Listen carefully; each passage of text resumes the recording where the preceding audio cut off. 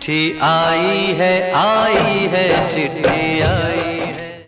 जिए तो जिए कैसे है बिन आपके।